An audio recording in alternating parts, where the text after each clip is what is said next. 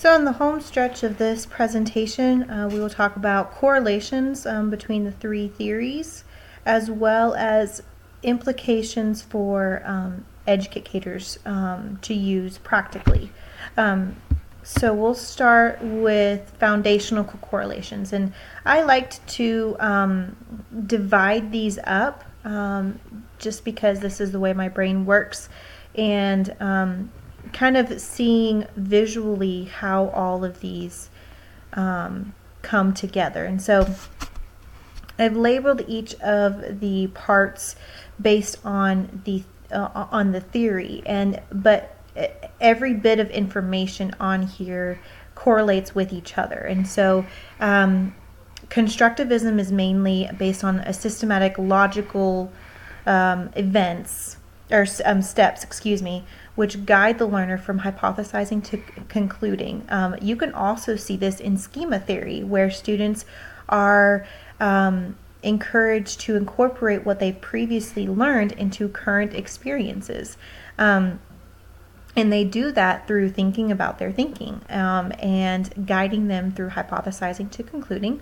And then you can also see this in inquiry learning theory, where students are engaged in a student-centered environment where they take their interests and desires and motivations to answer questions that they want within the topic that's being addressed. And as we've seen with the 5E cycle, they are taken from hypothesizing to concluding. And so you can see how all of these basic, the foundational points of each of these theories come together and can be applied to each other in other ways. The next thing we'll talk about is components correlation, and this really talks about just what is required, and also what can you see as a result of the theory. So for constructivism, students are encouraged to be cooperative learners, and they rely heavily on communication. This is the same also with inquiry learning, where they require to be active participants in order for the process to be effective, as we've previously discussed. And with schema theory, metacognition is required. And really, for all three of these, metacognition is required, where students are guided through processes in order to think about their thinking and to come up with specific points or lessons that they've learned in how their brain has processed the information that they've gained. And so with each of these correlations, I can see in them that much of what these theories have in common is cooperation with each other, as well as a guided, systematic approach to learning, where students are taught how to think critically, but also think about their own thought processes and be mindful of their peers' thought processes as well.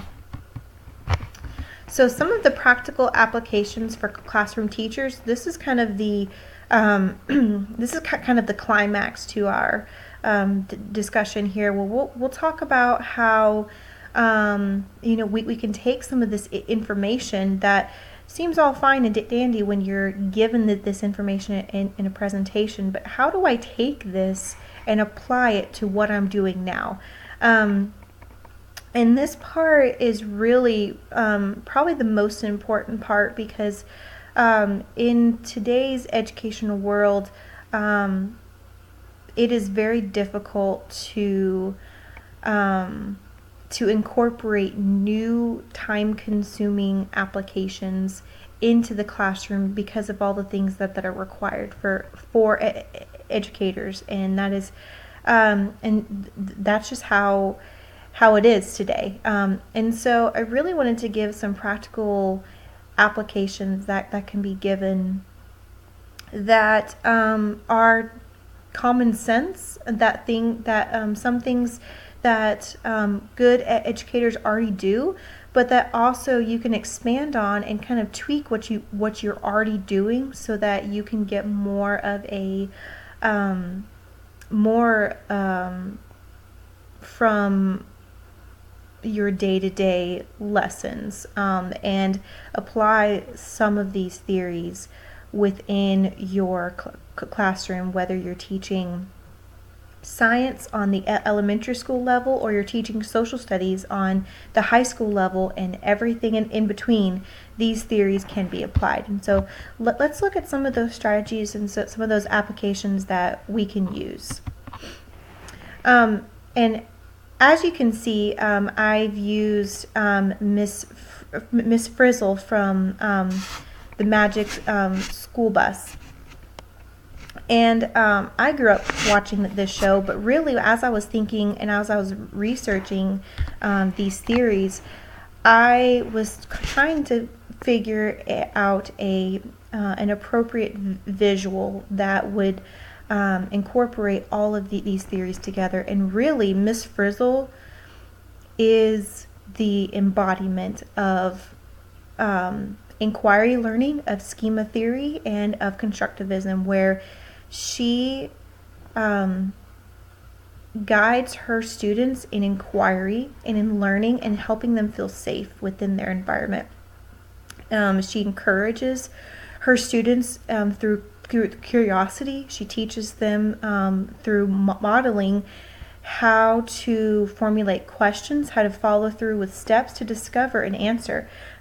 And unfortunately, yes, we don't have a magical school bus that can take us into the human body system, but what we do have is technology, and what we do have is we can create that kind of environment where students are able to feel safe to inquire, to discover, to play, to communicate, to evaluate and learn from others, and I think most importantly to make mistakes.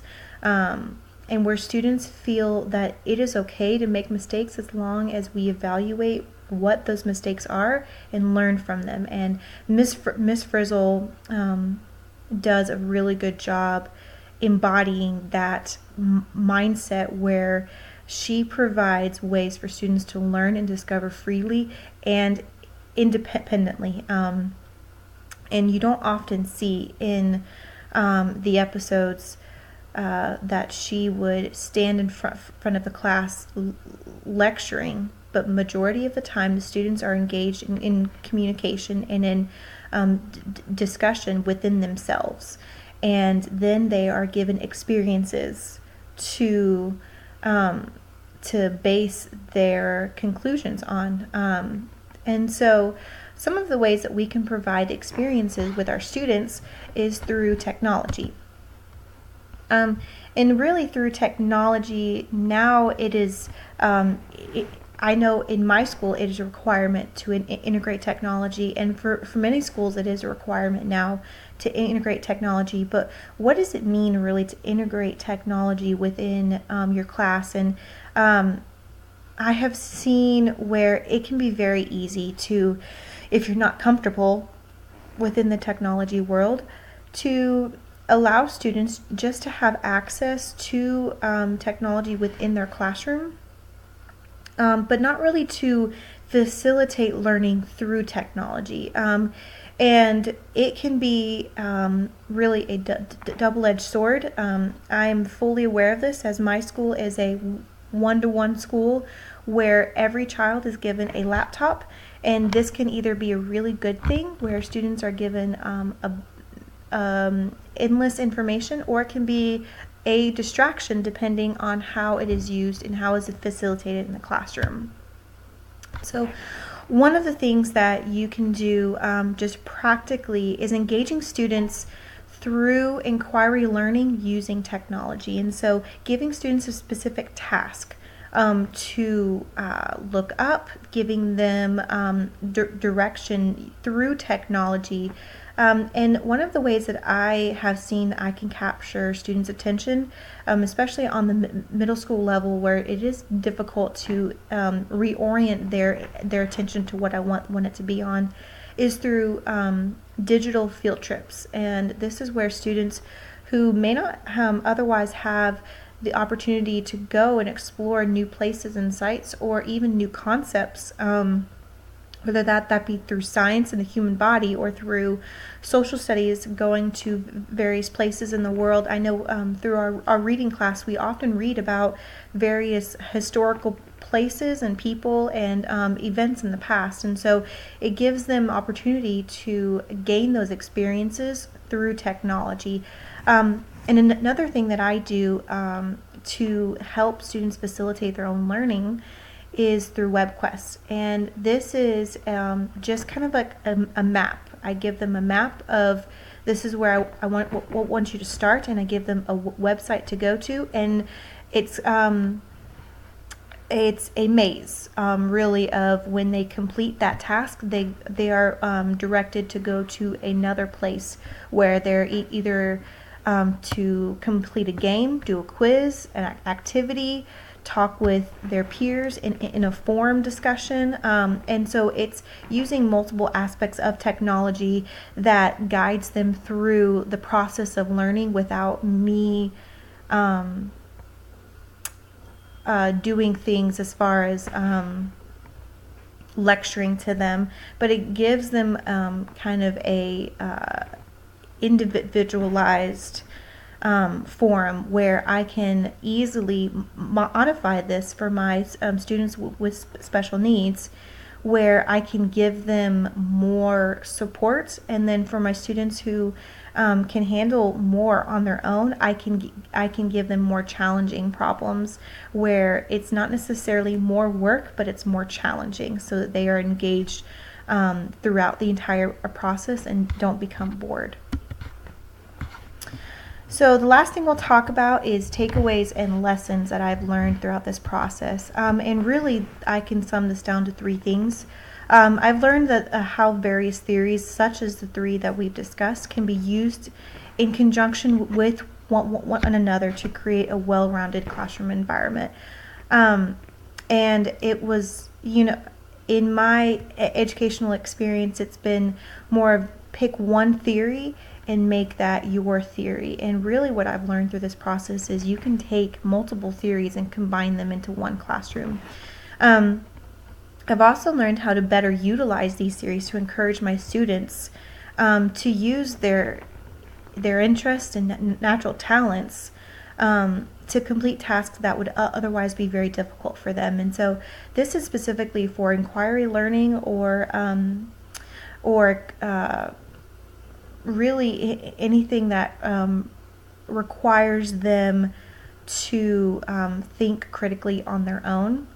I can give them more things to encourage their natural talents, whether that be through art or through music or through technology, to help them get to the goal that I want them to, and also make them feel like they have accomplished and succeeded on their own. And the last takeaway I get from this is I gained an understanding of where these theories originated. I was able to find where these came from and who was responsible for creating these theories, and kind of have a greater respect for that time period where this type of education was not as popular. But I can see how through their studies and through their determination in researching these and going against the grain, I can see specifically how Vygotsky was able to lay a